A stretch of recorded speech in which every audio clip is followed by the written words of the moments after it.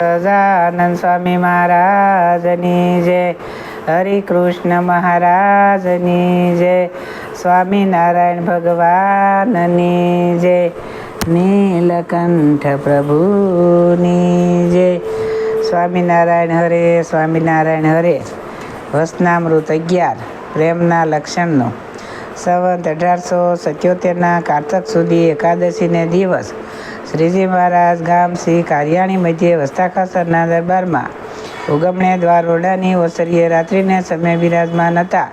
અને ધોળો ખેસ પહેર્યો હતો ને ધોળી સીટ ને ધોળી ડગલી પહેરી હતી અને મસ્તક ઉપર ધોળી પાગ બાંધી હતી અને પીળા ને રાતા જે ગુલદાવદીના પુષ્પ તેના હાર પહેર્યા હતા અને પાગમાં પીળા પુષ્પના તોરા લટકતા હતા અને પોતાની આગળ 2 કોરે 2 વાળંદ મશાલ લઈને ઊભા હતા અને પોતાના મુખારવિંદની આગળ મુનિ તથા દેશ દેશના હરિભક્તની સભા ભરાઈને બેઠી હતી.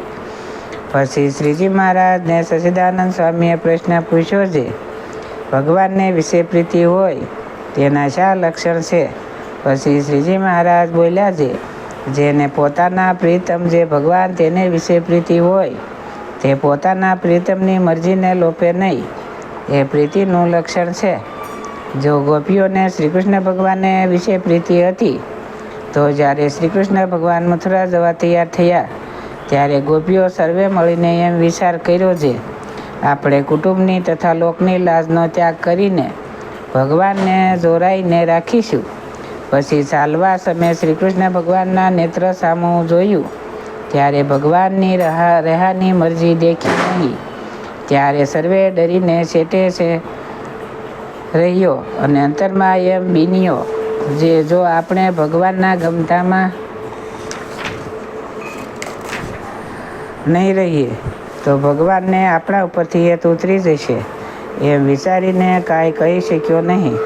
પછી ભગવાન મથુરા પધાર્યા ત્યારે પણ 3 ગાંવ ઉપર ભગવાન હતા તો પણ ગોપીઓ કોઈ દિવસ મરજી લોપીને દર્શને ગઈ નહીં. અને ગોપીઓએ એમ જાણ્યું છે, ભગવાનની મરજી વિના જો આપણે મથુરા જઈશું તો ભગવાનને આપણા ઉપર હેત છે તે ટળી જશે.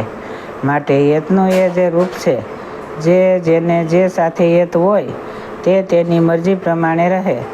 અને જો પોતાના પ્રીતમને પાસે રહે રાજી જાણે તો પાસે રહે, અને જો પોતાના પ્રીતમને સેટે રહે રાજી જાણે તો સેટે રહે, પણ કોઈ રીતે પોતાના પ્રીતમની આજ્ઞાને લોપે નહીં, એ પ્રેમનું લક્ષણ છે. જો ગોપીઓને ભગવાનને વિશે સાચો પ્રેમ હતો તો આજ્ઞા વિના ભગવાનને દર્શને ગઈ નહીં. અને જ્યારે ભગવાને કુરુક્ષેત્રમાં તેડી ત્યારે ભગવાનનું દર્શન કર્યું, પણ કોઈ રીતે ભગવાનના વચનનો ભંગ કર્યો નહીં. માટે જેને ભગવાનને વિશે પ્રીતિ હોય તે ભગવાનની આજ્ઞા કોઈ કાળે લોપે નહીં. જેમ ભગવાનનું ગમતું હોય તેમ જ રહે, એ પ્રીતિનું લક્ષણ છે. પછી શ્રીજી મહારાજ બોલ્યા છે, લ્યો એક અમે પ્રશ્ન પૂછીએ. પછી મુનિએ કહ્યું છે, એ મહારાજ પૂછો. પછી શ્રીજી મહારાજ બોલ્યા છે, જે ભગવાનનો ભક્ત હોય તે ભગવાનની મૂર્તિના સંબંધ વિનાના જે અન્ય સંબંધી પંચવિષય તેને તુચ્છ કરી નાખે છે અને 5 પ્રકારે એક ભગવાનનો સંબંધ રાખે છે. એવો જે ભક્ત તેને ભગવાન એમ આજ્ઞા કરે છે, જે તમે અમ થકી સેટે રહો ત્યારે તો તે ભગવાનના દર્શનનો લોભ રાખે તો એને આજ્ઞાનો ભંગ થાય. અને જો આજ્ઞા ન પાળે તો ભગવાનને એ ભક્ત ઉપર હેત ન રહે. માટે એ ભક્તને જે માયિક શબ્દાદિકમાં પંચવિષયનો ત્યાગ કર્યો છે તેમજ ભગવાન સંબંધી જે શબ્દ, સ્પર્શ, રૂપ, રસ અને ગંધ એ પંચવિષય છે તેનો પણ ત્યાગ કરે કે ન કરે એ પ્રશ્ન છે. પછી સર્વે મુનિ મળીને જેને જેવી બુદ્ધિ હતી તેણે તે ઉત્તર કર્યો, પણ એ પ્રશ્નનું સમાધાન થયું નહીં. પછી શ્રીજી મહારાજ બોલ્યા છે, જેને ભગવાનને વિશે દ્રઢ પ્રીતિ છે અને ભગવાનને અખંડ સંબંધે રહી જે માહિક પંચ વિષય છે તેને તુચ્છ કરી નાખ્યા છે અને શબ્દાદિક પંચ વિષય કરીને ભગવાન સંગાથે દ્રઢપણે જોડાણો છે. તે ભક્ત ભગવાનની આજ્ઞાએ કરીને જ્યાં જાય છે ત્યાં ભગવાનની મૂર્તિ પણ એ ભક્ત ભેળી જ જાય. છે ને જેમ એ ભક્તને ભગવાન વિના રહેવાતું નથી તેમજ ભગવાનને પણ એ ભક્ત વિના રહેવાતું નથી અને એ ભક્તના હૃદયમાંથી આખ્યાનું મટકું મારીએ એટલી વાર છેટે રહેતા નથી. માટે એ ભક્તને પાંચે પ્રકારે ભગવાન સંગાથે અખંડ સંબંધ રહે છે. કેમ? જે શબ્દાદિક પંચ વિષય વિના જીવ માત્રને રહેવાતું નથી તે શબ્દાદિક પંચ વિષયને એણે તુચ્છ કર્યા છે ને પંચે પ્રકારે કરીને ભગવાનને વિશે જોડાણો છે. તે માટે ભક્તને ભગવાન સાથે અખંડ સંબંધ રહે છે. ઇતિ વચનામૃત કાર્યાણીનું 11મું જે તે થયું. સહજાનંદ સ્વામી મહારાજની જે વચનામૃત 12. સ્વામિનારાયણ હરે સ્વામિનારાયણ હરે. વચનામૃત 12 કારણ શરીર ટાળ્યાનું આંબલીના બીજનું. સંવત 1877ના કારતક સુધી પૂનમને દિવસ સ્વામી શ્રી સહજાનંદજી મહારાજ ગામ શ્રી કાર્યાણી મધ્યે વસતા ખાસરના દરબારમાં ઉગમણે દ્વાર ઓરડાની ઓસરીએ ઢોલિયા ઉપર વિરાજમાન હતા અને ધોળો ખેસ પહેર્યો હતો ને ધોળી સીટની ડગલી પહેરી હતી અને ધોળો ફેટો બોકાની સહિત બાંધ્યો હતો અને પોતાના મુખારવિંદની આગળ પરમહંસ તથા દેશ દેશના હરિભક્તની સભા ભરાઈને બેઠી હતી. પછી શ્રીજી મહારાજ બોલ્યા છે, પ્રશ્ન ઉત્તર કરો. પછી મુનિએ માહોમાહી ઘણી વાર સુધી પ્રશ્ન ઉત્તર કર્યા. તેમાં શું સૂક્ષ્મ અને કારણ એ 3 શરીરનો વિચાર નિશ્ચય તથા વિરાટ સૂત્રામાં અને અત્યમકૃત એ 3 શરીરનો વિચાર નિશ્ચયો. પછી શ્રીજી મહારાજ બોલ્યા છે, કારણ શરીર છે એ જીવની માયા છે. તે જ કારણ શરીર તે સ્થૂળ સૂક્ષ્મ રૂપે થાય છે.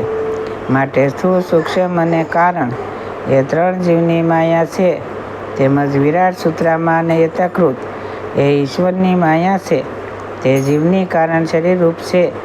જે માયા તે વજસાર જેવી છે. તે કોઈ રીતે જીવથી જુદી પડતી નથી. માટે જ્યારે જીવને સંતનો સમાગમ મળે ને તે સંતને વસને કરીને પરમેશ્વરનું સ્વરૂપ ઓળખવામાં આવે ને તે પરમેશ્વરના સ્વરૂપનું ધ્યાન કરે ને તે પરમેશ્વરના વસનને સુદામાં હૈયામાં ધારે તેણે કરીને કારણ શરીર છે તે બળીને ખોખા જેવું થઈ જાય છે. જે આંબલીનું બીજ હોય ને તે બીજની છાલ બીજ સાથે અતિશય ચોટી હોય પછી તેને જ્યારે અગ્નિમાં શેકે ત્યારે તે છાલ દાજીને આ ખોખા જેવી થઈ જાય ને પછી હાથમાં લઈને સોળે તો જુદી થઈ જાય.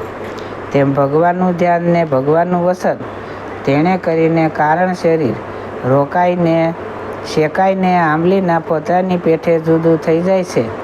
અને તે વિના બીજા કોટી ઉપાય કરે તોય પણ કારણ શરીરરૂપ જે અજ્ઞાન તેનો નાશ થતો નથી. એવી રીતે શ્રીજી મહારાજે વાર્તા કરી. પછી શ્રીજી મહારાજે મુનિ પ્રત્યે પ્રશ્ન પૂછ્યો છે, જાગ્રત અવસ્થામાં સદ્ગુણ વર્તે છે અને સર્વ પદાર્થનું યથાર્થ જ્ઞાન વર્તે છે. તો પણ જાગ્રત અવસ્થામાં જે શ્રવણ કર્યું હોય તેને સૂક્ષ્મ દેહમાં જ્યારે મનન કરે ત્યારે તે સાંભળ્યું હોય તે પાકું થાય છે. અને સૂક્ષ્મ દેહમાં તો રજોગુણ વર્તે છે. તે રજોગુણમાં તો યથાર્થ જ્ઞાન રહ્યું છે. તો પણ જે જાગ્રતમાં સાંભળ્યું હોય તેનું સૂક્ષ્મ દેહમાં મનન કરે ત્યારે યથાર્થ જ્ઞાન થાય છે. એનું શું કારણ છે? પછી મુનિ સર્વે મળીને જેની જેવી બુદ્ધિ હતી તેણે તેવો ઉત્તર કર્યો. પણ શ્રીજી મહારાજના પ્રશ્નનું સમાધાન થયું નહીં. પછી મુનિ સર્વે હાથ જોડીને બોલ્યા છે, હે મહારાજ, આ પ્રશ્નનો ઉત્તર તો તમે કરો તો થાય. પછી શ્રીજી મહારાજ બોલ્યા છે, એનો ઉત્તર તો એ છે જે હૃદયને વિશે શ્રોત્રજ્ઞ જે જીવ તેનો નિવાસ છે તે ક્ષેત્રજ્ઞ 14 ઇન્દ્રિયોનો પ્રેરક છે.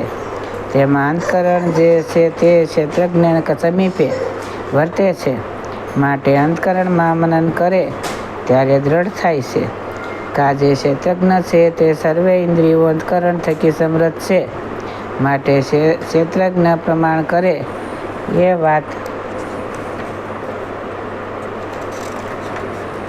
વાત અતિ દ્રઢ થાય છે. એવી રીતે એ પ્રશ્નનો ઉત્તર કર્યો ત્યારે સર્વે મુનિએ કહ્યું છે, હે મહારાજ, યથાર્થ ઉત્તર કર્યો એવો ઉત્તર બીજો કોઈથી થાય નહીં. પછી શ્રીજી મહારાજ બોલ્યા છે, ગમે તેવો કામી, ક્રોધી, લોભી, લપટ જીવ હોય અને જો આવી રીતની વાતમાં વિશ્વાસ રાખીને પ્રીતિએ કરીને સાંભળે તો તેના સર્વે વિકાર ટળી જાય છે. જેમ કોઈ પુરુષને પ્રથમ તો કાસા સણા સાવે એવું દાંતમાં બળ હોય ને જો કાશી કેરી સારી પેઠે ખાય તો તેથી ભાત પણ સવાય નહીં.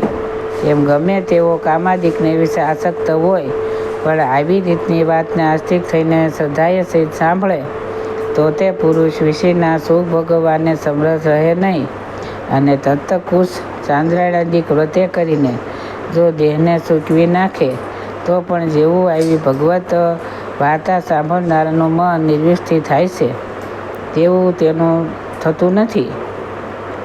અને આવી વાત સાંભળીને જેવું તમારું સર્વેનું મન નિર્લિપ્ત થતું હશે તેવું ધ્યાન કરતા હશો તથા માળા ફેરવતા હશો ત્યારે નહીં થતું હોય. માટે વિશ્વાસ રાખીને પ્રીતિએ સહિત જે ભગવાન પુરુષોત્તમ નારાયણની વાત સાંભળવી એવી બીજું મનને સ્થિર થવાનું ને નિર્વિષ્ઠ થવાનું કોઈ મોટું સાધન નથી. ઇતિ વચનામૃત કાર્યાણીનું 12મું સમાપ્ત. ઘનશ્યામ મહારાજની જય. સ્વામિનારાયણ ભગવાનની જય. સૌને મારા જય સ્વામિનારાયણ.